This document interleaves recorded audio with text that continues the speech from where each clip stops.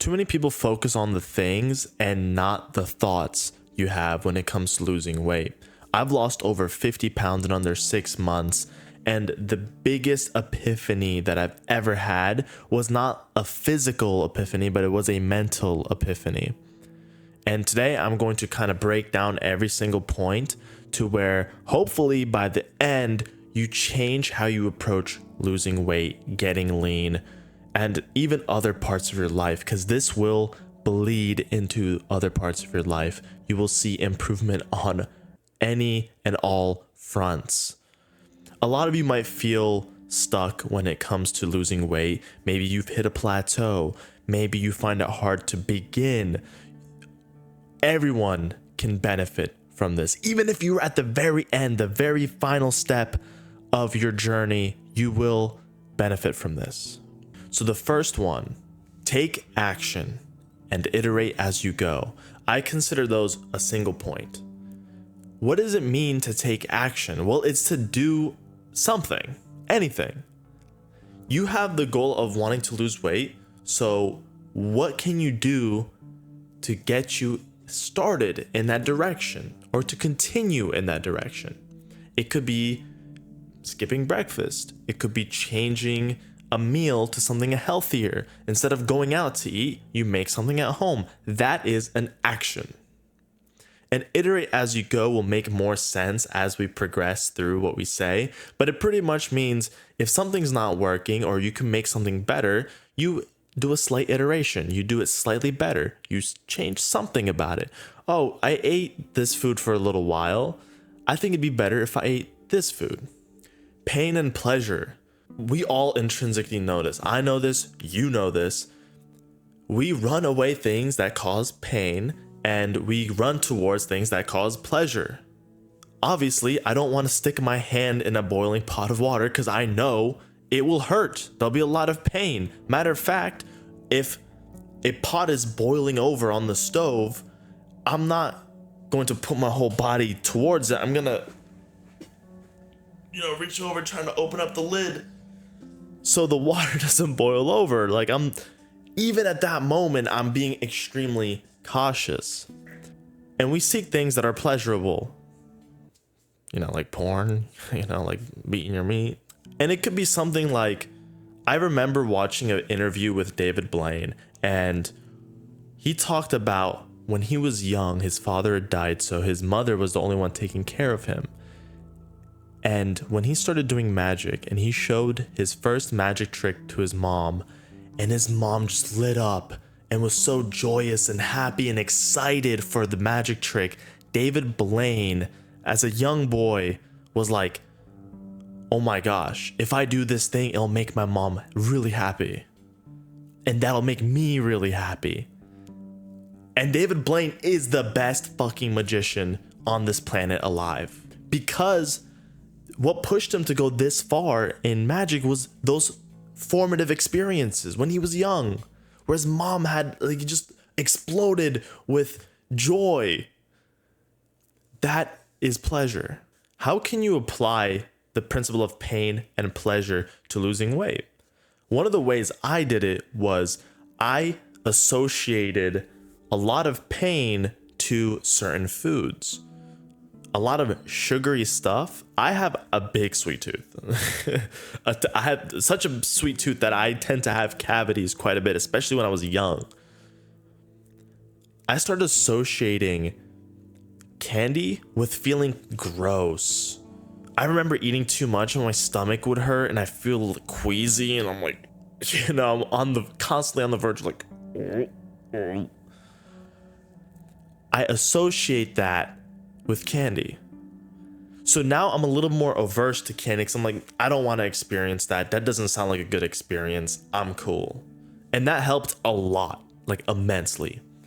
And then I started associating healthy foods like steaks and salads, butter and avocado.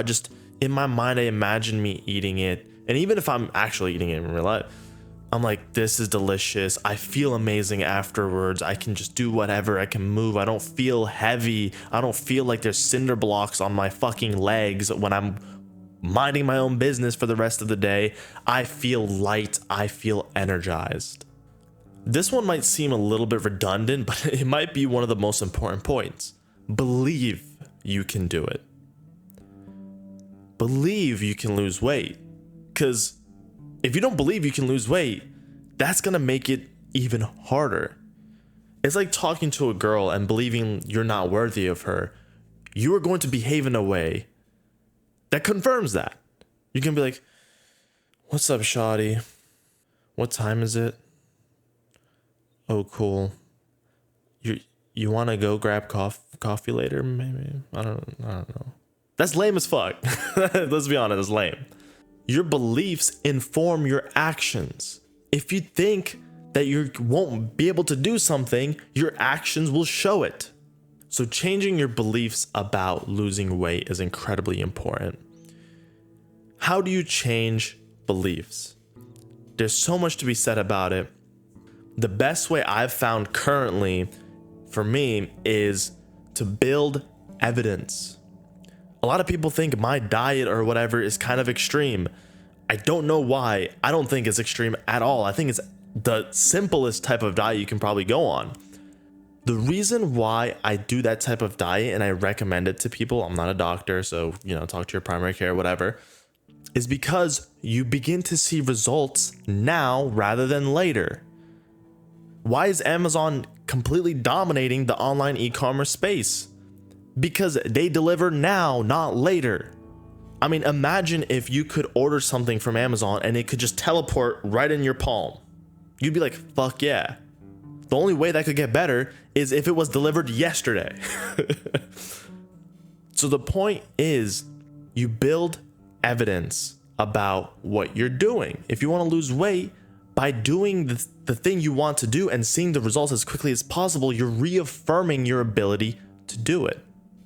So that's one way. So you could try to lose weight quickly and see this pounds drop on the scale, and that could be very motivating, and that could reinforce the belief of you can do it, or you can reverse the belief that you can't, because now you're disproving this belief, and that's very uncomfortable for the brain. So the brain has to do something. Another way is to do things that elicit weight loss, right? And I'm doing this air quotes because you can't outrun a diet. That's the common trope. Everyone fucking knows that. However, if you lead a more active life, if you go out, play basketball, if you go for a little jog or a walk, if you drink water instead of going to sodas, if you cut out all the sugary stuff, all the highly processed stuff, you're telling yourself like, yeah, I'm already doing these things. Like, I'm actually just kind of a healthy person if you think about it. Like, I'm doing all this. I'm doing this good thing. I've cut out this bad thing. You're building this tabletop. You're building these legs on the tabletop of you being able to lose weight, you being a healthy person, strengthening that and removing the legs from the disempowering belief of you will never lose weight. It's genetics, it's this, it's that, yada, yada, yada. Get out of here. We don't want that table. That table sucks. We want this table, the one that allows us to push forward and to make positive change in our lives. Those are the biggest tips for the mindset when it comes to weight loss. There's so much more to be said about this, and each individual situation differs because we're unique people. I'm unique, you're unique. We all face different types of challenges. Now, if you have a particular challenge that you face that you want me to talk about, you can comment down below. I also have a free 1-hour coaching call where you can call me and you can ask whatever question you want, and I will give you the best possible value I can in order to solve this issue you're having. Weight loss is a really big one. Getting fit, getting lean, whether it's fasting or you have a problem binge eating, whatever, just let me know.